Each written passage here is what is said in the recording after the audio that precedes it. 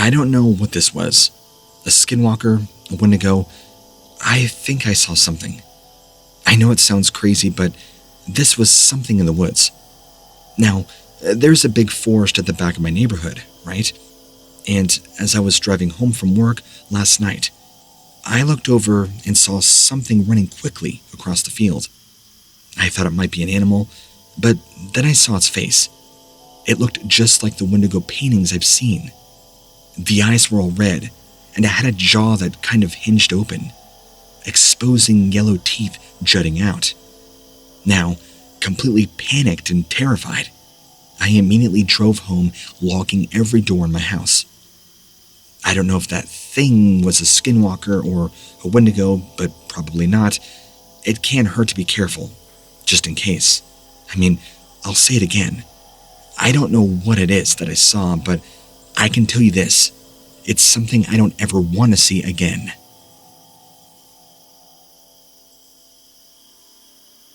Last time I was up on the mountain, I saw something. Something that made me think the stories about Wendigos in these woods were true. I mean, I never used to believe in them, but now, well, I'm not so sure. It began as just a normal hike. Nothing different about this one from all the others before it. My friends Mark and Ian had both decided to come with me today, and were heading out early in the morning because we wanted to catch some good footage for a documentary. We called it The Mythical Creatures of Appalachia. Of course, it was more of a joke than anything. We weren't really capturing anything, if at all. As much as I'd like to believe we got footage, well, we really didn't film anything. Anyway, we spent a lot of time at the summit, and felt like somebody was following us from behind. At first, we ignored it, but the feeling just grew too strong. When we would turn around, of course, how cliche, there wouldn't be anybody else there. We tried to keep all of our thoughts on the Wendigo so that it would stay away. Jokingly, of course, because at this point, we didn't believe. We just thought maybe we were being paranoid being out in the wild. Let's just say what happened caused us to cut our hiking trip in the mountains short. We wanted to get back into town and out of the woods, so we began walking as fast as we could. We kept looking behind us, thinking maybe we were being followed by someone, right? Not quite something yet.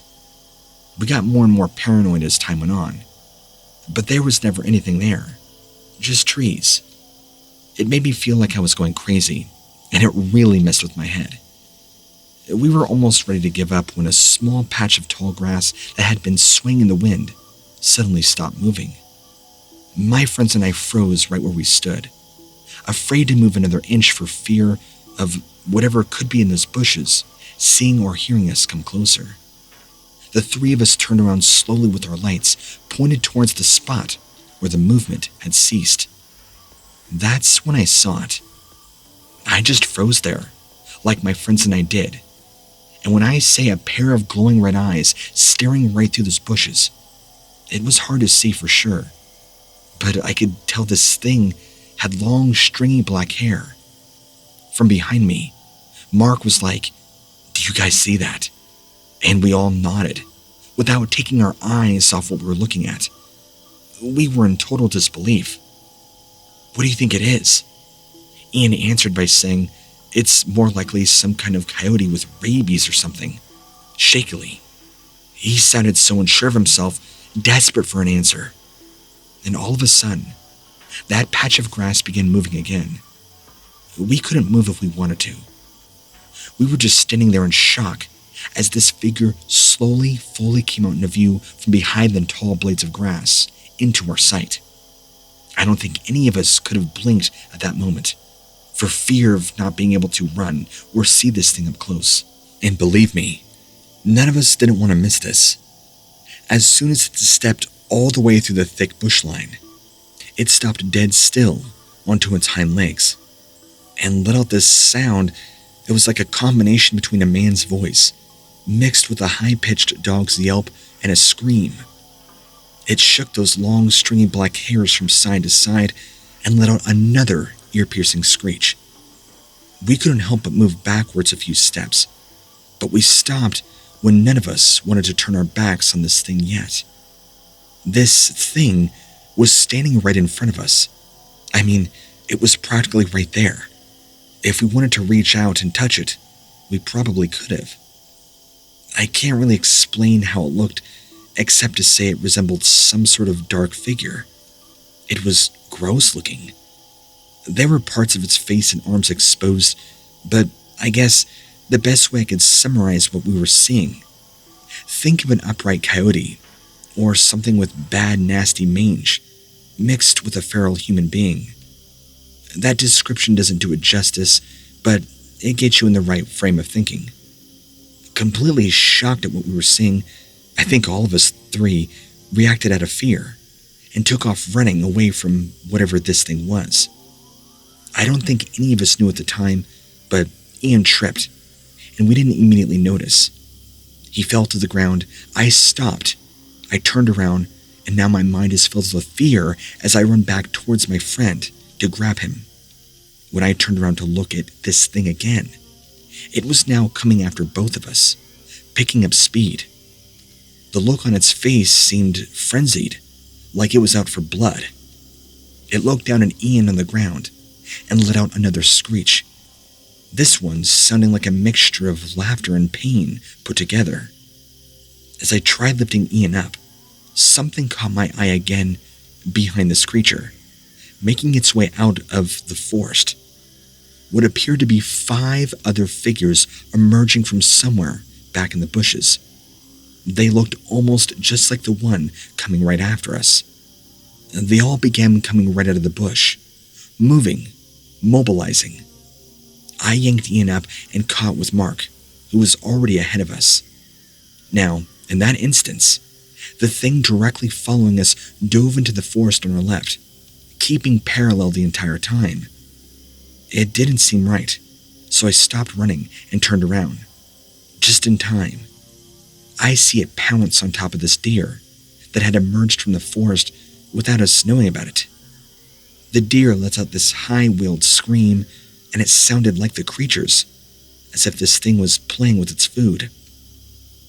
I don't think any of us realized till later, but we kept moving fast, trying not to turn our backs on this thing and those 5 other things.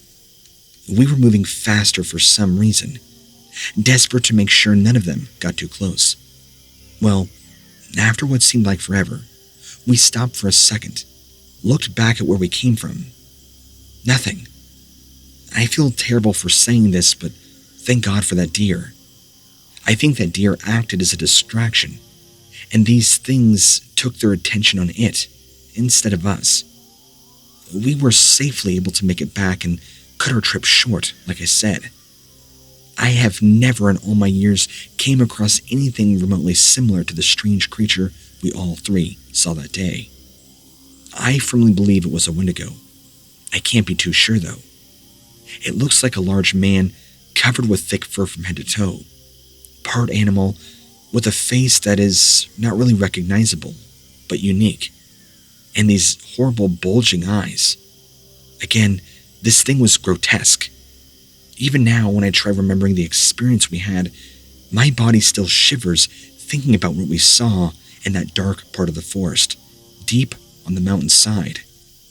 This is one of those moments where you can say, I never believed in a Wendigo until now. I don't know if any of us will ever go back there again. I mean, who would want to?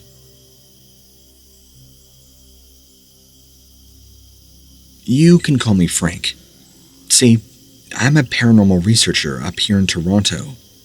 Now, I've been wanting to write to you for some time about the strange things and sightings that have been happening up here in my beautiful home country. Something eerie is happening in the forests of Canada. A hideous creature that can be best described as a malevolent monster, equipped with supernatural abilities. Yes, this thing has been sighted. It is known to the natives by their name, the Wendigo.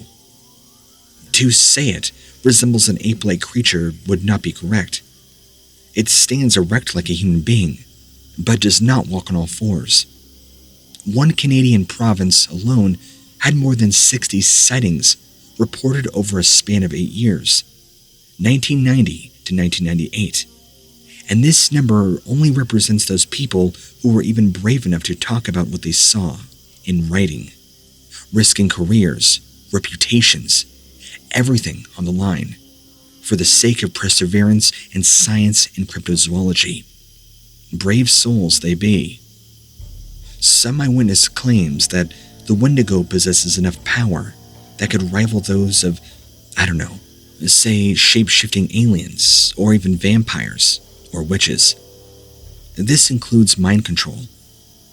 According to Native American folklore, this creature is said to have a magnetic personality, similar to the dark spirits or aliens that are also believed to be around, and they use humans for sustenance, such as luring them into tight grips, either through means of hypnosis or just plain force. On rare occasions, when the Wendigos were encountered in rural areas, it was known for them to take small children who were left unattended, even for short periods of time. And in some cases, they appeared out of nowhere, snatching children because their parents were not paying any attention. Now, the majority of these child snatching cases took place on sunny summer days, when the kids would do something like leave their homes unsupervised, all while the mothers would tend to household chores, or maybe be busy cooking in the kitchen. One story in particular involved a stolen child. A woman who lived alone in the forest, far away from neighbors, called the police. She claimed her 5-year-old boy was missing. When they arrived, she claimed she just checked on him a few minutes ago, and now he was gone. They should hurry because it was getting dark, and there are wild animals out here. When authorities actually arrived at the scene, she told them and explained she was making him lunch, and he said he had used the bathroom and ran outside to pee, like most little boys do. She immediately went looking for him when she couldn't find him anywhere around their house. The police searched with flashlights, thinking maybe he fell into a river. But after their extensive search, turning up with 0 results, they're not sure. They begin to get skeptical. The woman or mom's peculiar attitude was suspicious. If anything did happen as she had claimed, it would have happened a long time ago. The forest is very thick and visibility is poor at night. The local police was about to call in the government investigations when one of them noticed freshly made what appeared to be monkey tracks near a hollow hole that was close by. Although he had no idea what type of animal could leave those marks on the ground, since it was only end of March. He felt 100% sure that whatever made them was not human, unless the kid suddenly grew feet which became separated from his body. I mean, who knows? Maybe that's how the mother and the boy went missing at the same time. Because, by the way, it turns out the mother did go missing after this. But anyway, before they could investigate deeper, their radio got a call from nearby, saying that another child was snatched by what they had described as being big and hairy, and later on, the description, a giant troll, was given. The kid's parents were watching TV apparently while he played outside. I guess when he came running back to the house, asking for some water, he wasn't there anymore. Instead, this grotesque-looking creature grabbed him. Another witness who lived next to a wooded area also claimed she saw this tall creature. Also, she kind of described it as a troll-looking thing would run across one side of her lawn one night, then disappear into the trees on the other side. She claimed it looked gross. It wasn't a bear. She didn't tell anybody about what she saw. She was afraid somebody would call her crazy after admitting to seeing this creature. She also described it as exactly as foretold in fairy tales. Another local woman called in saying that the dog began barking like crazy during the night shift. It saw something moving around outside of its window, causing the dog to get curious and to look out. Now, she too claims to have seen a tall hairy monster running across the road, while carrying a dead carcass. Not of a human, I'm talking like a deer. It's pretty evident that something is going on up here in Canada, and none of these sightings are Bigfoots. While I know we have our fair share of cryptids, just like the United States does, I believe much of this work is of a Wendigo demon, not that of a Sasquatch in my opinion. As a cryptozoologist and a paranormal researcher, it is my duty to pursue these creatures further and seek out the answers we're all looking for better or for worse. I hope we connect, and I hope you and your audience can help me and share information that anybody knows. Thanks.